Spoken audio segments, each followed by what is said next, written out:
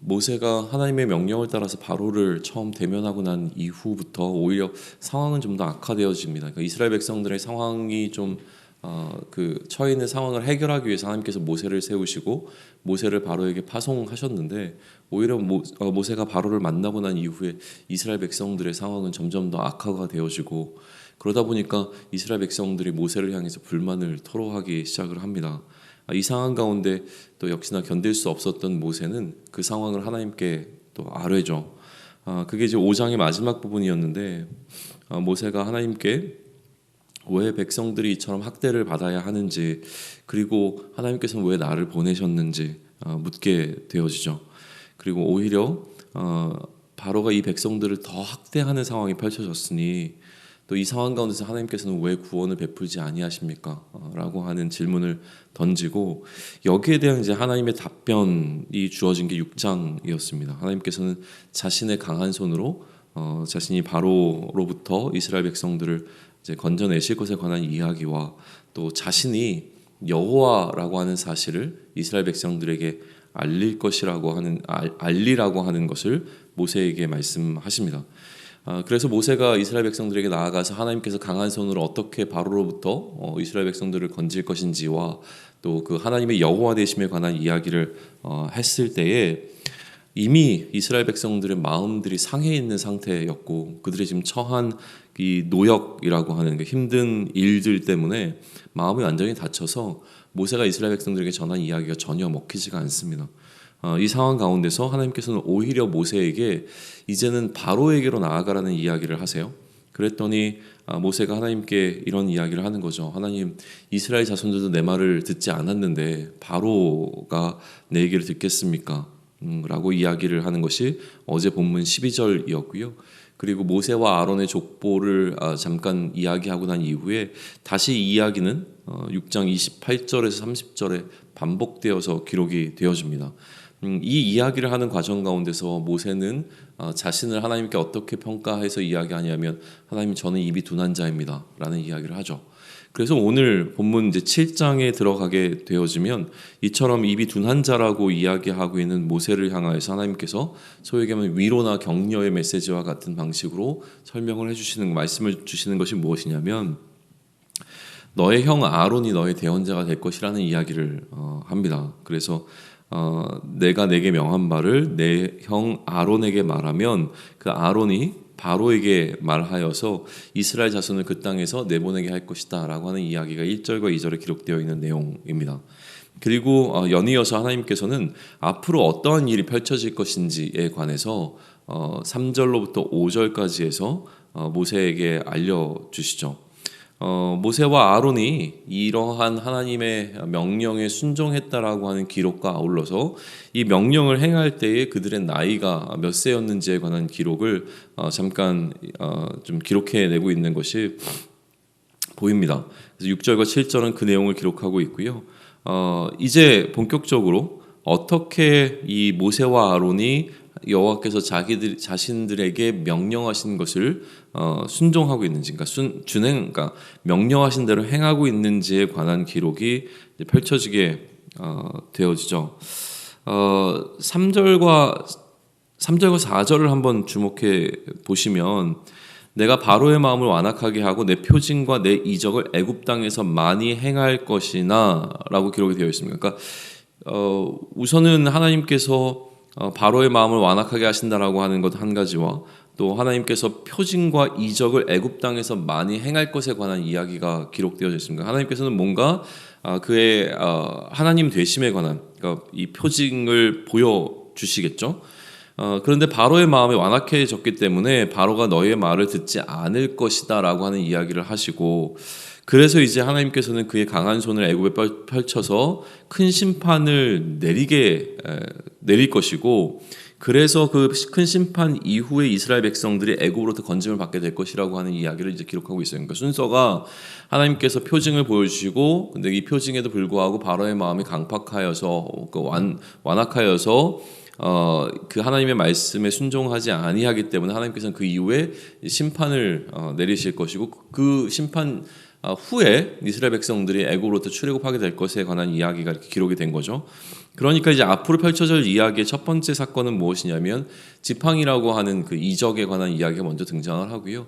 연이어서 열 재앙들에 관한 기록이 등장을 합니다. 그러니까 이적과 심판에 관한 기록들이 쭉 연달아 이어지고 그 이후에 이제 결국은 이스라엘 백성들이 출애굽하게 되는 사건까지 연결되어지는 게 이제 오늘 본문부터 앞으로 펼쳐질 몇 장에 걸친 이야기들입니다. 그러니까 먼저 봐야 될 것은 무엇이냐면 이제 지팡이 이적이라고 하는 거예요. 뭐 지팡이 이적에 대해서 구체적인 뭐 설명을 하는 것이 큰 의미가 있을 것 같지는 않습니다. 이미 좀 잘 알려진 이야기이기도 하고요. 그러니까 모세와 아론이 지팡이를 이제 던지니까 뱀이 되었는데 바로도 이제 현인들과 술사들을 통해서 비슷한 이적을 이제 행하죠. 그때 뱀으로 변화했던 아론의 지팡이가 이 요술사들이 만들었던 그 지팡이들을 다 삼켜 버립니다. 그런데도 불구하고 바로의 마음은 완악해서 이 이스라엘 백성을 내보내라고 하는 하나님의 말씀에 순종하지 않고 그 명령을 따르지 않게 되어지는 것이 이 지팡이 이적이 담아내고 있는 내용이에요. 그래서 이 이적과 표적이 뭐 이것 이외에, 그러니까 아까 우리가 3절과 4절을 주목해서 봤지만 그러다 보니까 이 지팡이 이적 외에도 여러 가지 이적들을 행했을 것이라고 하는 것을 뭐 추측해 볼 수는 있는데, 어쨌든 오늘 본문에 따르면 지팡이 이적 이후에 바로 이제 10가지 재앙으로 이제 넘어가고 있습니다. 첫 번째 재앙으로 등장하는 것이 물이 피로 변하는 일이었습니다. 14절에 보게 되면 여호와께서 모세에게 이르되 바로의 마음이 완강하여 백성 보내기를 거절하는도다 라고 되어 있습니다. 그래서 이제 나일강가로 가서 그곳에서 이 지팡이로 나일강을 치면 그 나일강이 피로 변화하게 될 것이라고 이야기를 하고요.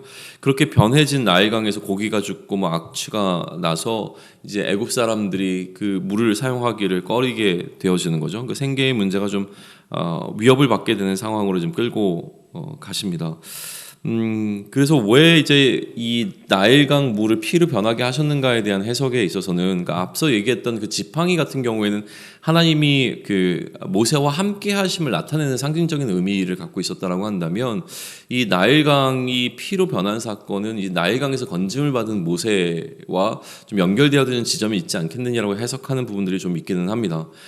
그러나 뭐 그 이야기가 뭐 어느 정도 근거가 있고 하다고 하더라도 우리의 포커스를 좀 다른 것에 맞춰서 오늘부터 기록되어져 있는 이 이적과 10가지 재앙에 관한 부분들을 좀 살펴보기를 원하는데요. 한 가지만 언급하고 다시 그 부분 넘어가죠. 22절을 보게 되면 애굽의 요술사들도 비슷한 방식을 행합니다. 그러니까 그러고 나니까 바로의 마음이 완악해졌다라고 하는 기록이 등장을 해요. 그래서 그들의 말을 그러니까 모세와 아론의 말을 듣지 아니하였다고 기록이 되죠. 그러니까 이 모든 것은 하나님께서 말씀하신 대로 좀 진행이 되어지고 있는 것은 분명해 보이긴 합니다.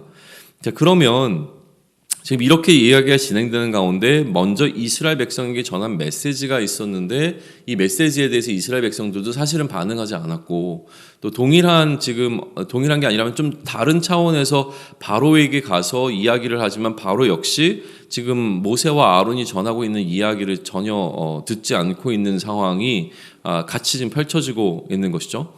그러면 이스라엘 백성에게 전한 메시지와 또 지금 모세와 아론이 바로에게 전하고 있는 메시지 가운데서 공통적인 부분이 하나 있다라고 하는 거예요. 그것은 무엇이냐면 하나님을 여호와로 아는 것입니다. 하나님을 여호와로 아는 것에 있어서 뭔가 포커스가 맞춰지고 있는 것을 우리는 좀 보게 되어지고, 이것을 놓치면 안 될 것 같습니다. 17절을 한번 보시죠.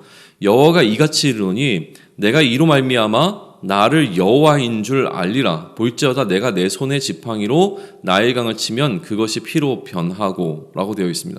그러니까 하나님이 여호와인 줄을 알게 하는 것이 여러 번에 걸쳐서 좀 반복되고 강조되고 있다는 거예요. 그러니까 하나님을 여호와로 인정하는 것이 중요하다라고 하는 것이죠. 자, 생각해 보시면 이스라엘 백성들에게 하나님을 여호와로 아는 것은 어떤 의미에서는 언약적인 의미가 굉장히 강조되어 있을 겁니다. 아브라함과 이삭과 야곱의 하나님인 것을 다시 한번 기억해 내는 부분과 이 여호와라고 하는 부분은 밀접하게 연관이 되어져 있죠. 그러니까 그 이전에는 사실은 여호와라고 하는 이름을 명확하게 드러내지 아니하시다가 지금 모세 시대에 와서 여호와라고 하는 이름을 드러내시는데, 이것은 그 이전에 조상들과 맺었던 언약과 연결되어 있는 것으로 이제 의미가 이스라엘 백성들에게는 굉장히 좀 크게 다가갔을 거예요. 근데 문제는 뭐냐면 바로에게 하나님께서 그러한 약속을 주셨던 것은 전혀 뭐 의미가 없는 거죠. 이스라엘 백성에게 하나님께서 무슨 약속을 하셨던 그게 바로와는 상관이 없는 일이었을 거라고 하는 사실이에요. 그러다 보니까 바로는 이렇게 요구하는 모세와 아론의 요청에 응할 이유가 전혀 사실은 없는 거죠. 그러니까 왜 내가 히브리 사람들의 하나님의 그 명령을 따라야 하는가에 있어서 전혀 설득력이 존재하지 않고 있는 상황이라고 하는 겁니다. 그러니까 하나님께서는 이제 바로에게 그가 이스라엘의, 그러니까 히브리 사람의 하나님이라는 것을 넘어서서 하나님의 존재 자체가 어떠한 분이신지를 드러내는 방식을 통하여서 바로가 이 하나님의 명령에 순종할 수 있게끔 만들어 주셔야 되는데, 그게 바로 무엇이냐면 하나님께서 여호와라고 하는 사실을 바로에게 나타내시는 방식이었다라고 하는 거예요. 근데 우리는 이 여호와라고 하는 하나님의 그 호칭, 명칭에 담겨 있는 이슈들 가운데서 어디에 주목해 보자고 했냐면 하나님이 스스로 존재하시는 자라고 하는 부분에 조금 더 포커스를 맞춰서 이 여호와를 좀 이해하고 오늘 이 출애굽기의 본문 가운데 적용시켜 보자라고 지난 시간에 좀 이야기를 했었습니다. 다시 얘기하면 하나님은 스스로 존재하시는 자라고 하는 것을 인정하는 것이 우리가 하나님을 여호와로 부르는 것에 담겨 있는 의미라고 하는 것이죠. 그러면 오늘 하나님께서 자기가 여호와인 것을 알게 하기 위하여서 이 이적과 재앙들을 이 애굽에 허락하신다라고 한다면 이 모든 재앙들 가운데서 우리가 봐야 하는 것은 무엇이냐면 하나님이 스스로 존재하시는 자라고 하는 것을 인정하는 것일 것입니다. 그러니까 이 재앙이라고 하는 것은, 열재앙이라고 하는 것은 단순히 심판의 개념을 뛰어넘는 거예요. 그러니까 바로가 마음이 완악하고 완강했기 때문에 하나님께서 네가 내 말을 안 들어? 그러면 너 한번 한번 혼나봐라 라는 방식으로 심판을 허락하신 것으로 이해하는 게 그렇게 틀린 것은 아니지만, 그러나 우리가 조금 더 여호와라고 하는 이 의미에 더 집중하면서 이 열재앙을 바라본다면 이 열재앙 하나하나는 무엇이냐면 바로에게 하나님께서 스스로 존재하는 자라고 하는 사실을 드러내 주시기 위한 일들이었다라고 하는 것이죠. 그러니까 자신이 스스로 존재하는 자라고 하는 것을 나타내셔서 강팍한 바로를 혼내는 것보다 바로에게 하나님께서 여호와 되시는 과정인 겁니다. 존재적인 차이를 선명하게 하시는 거죠. 스스로 존재하는 자와 스스로 존재할 수 없는 인간의 대조를 선명하게 하시는 것이 이 열재앙이 갖고 있는 의미라고 하는 거예요.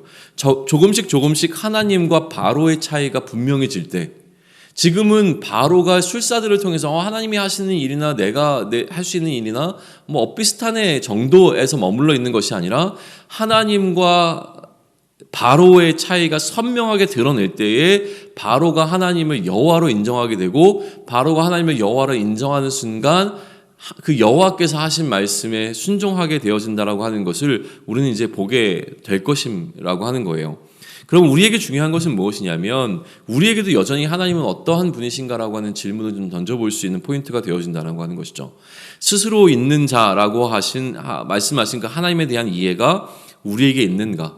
다시 얘기하면 하나님께서 본인을 스스로 있는 자라고 말씀하셨는데 그것에 대한 이해가 우리에게 있는가? 그리고 하나님께서 스스로 계신 자라고 하는 것을 분명하고 선명하게 이해하는 것이 우리의 오늘의 삶에 어떠한 영향을 미치는가라고 하는 것을 우리는 좀 묵상해 볼 필요가 있겠다라고 하는 겁니다. 또 한편으로는 우리에게는 바로와 같은 마음이 없는가라고 하는 것을 좀 돌아봐야 하는 것이죠. 하나님과 나의 명백한 차이가 존재합니다.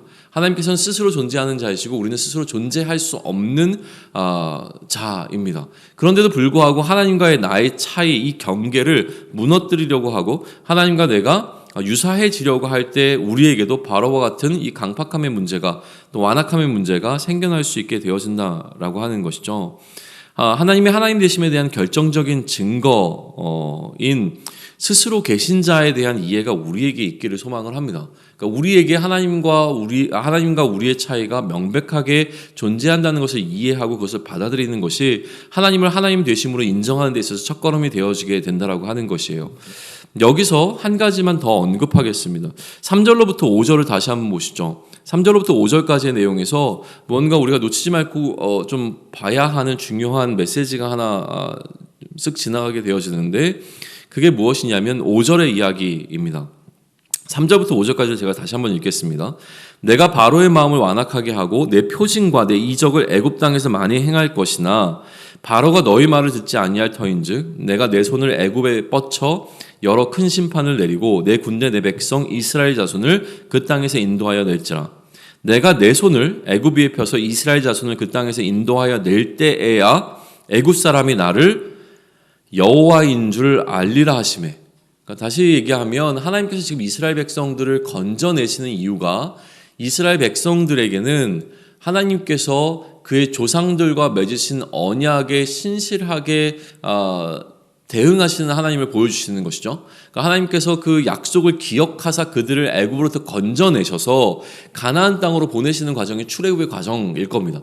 그런데 지금 오늘 이 3절부터 5절까지 해서 하나님께서 언급하시는 한 가지 중요한 포인트는 무엇이냐면 그렇게 그들이 애굽 땅으로부터 나와서 하나님이 약속하신 가나안 땅으로 들어가는 이 사건, 출애굽이라고 하는 하나님의 구원의 사건이 이 애굽 사람들에게도 하나님께서 여호와인 것을 나타내시는 일이 되어진다라고 하는 거예요.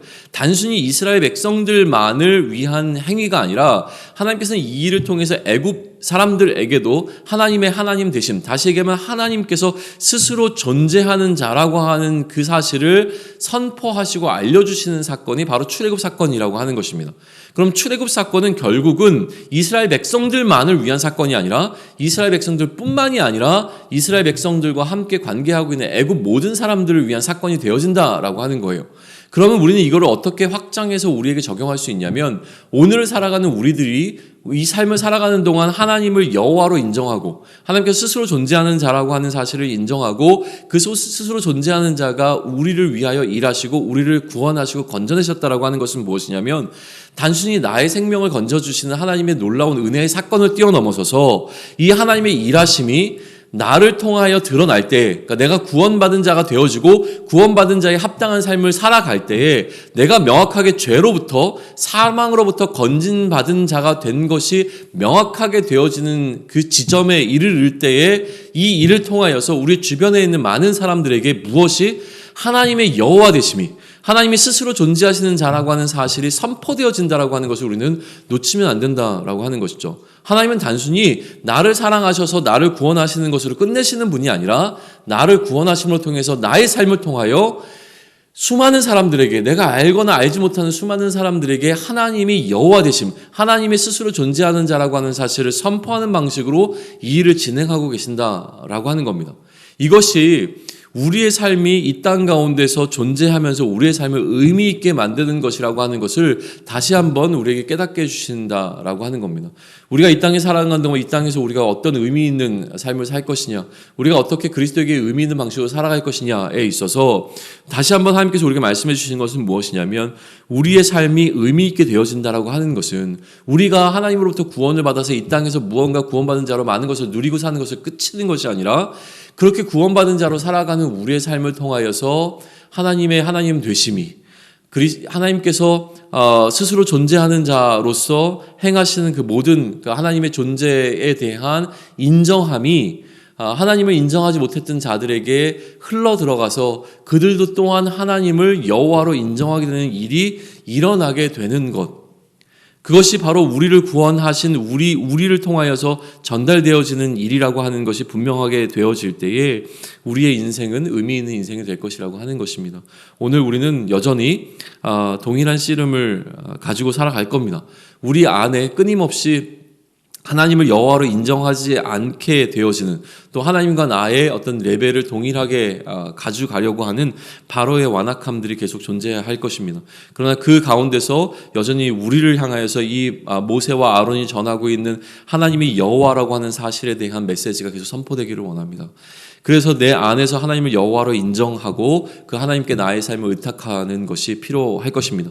이 의탁함을 통하여서 나의 삶 가운데 하나님이 되심이 온전하게 선포되어지고 그 하나님이 되심, 하나님의 일하심이 나타날 때에 그 일하심을 통하여서 우리 주변에 있는 누군가를 향하여서 하나님 되심이 선포되어질 것이고, 이 선포를 통하여 또 하나님을 인정하지 못했던 자들에게 하나님께서 여호와이신 것이 인정되어지는, 그래서 하나님을 여호와로 경외하는 일이 일어나는 그러한 오늘이 되기를 소망합니다.